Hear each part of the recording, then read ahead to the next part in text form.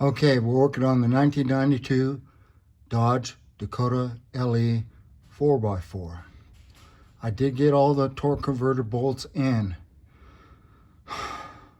and good and tight. So here's what happened. I actually had to take them all back out. I had 3 in. I couldn't get the last one in.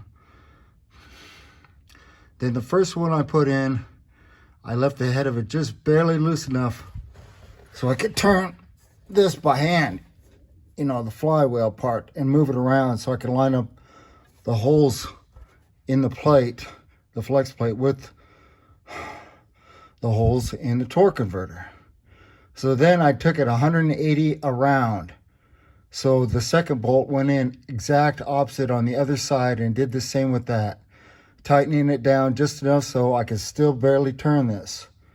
Then I did 3 and 4. And I got them all this time. Yeah, new transmission.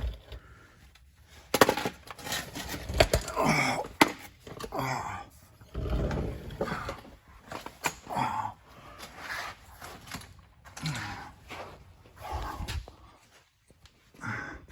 So this is the truck I've been dreaming about driving again.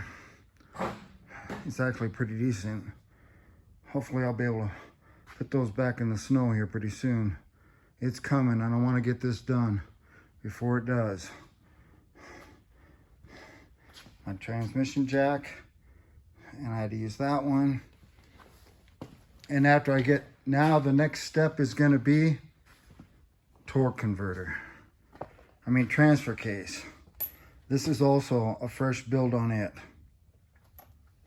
This is John Rudy with Rudy Racing, signing off.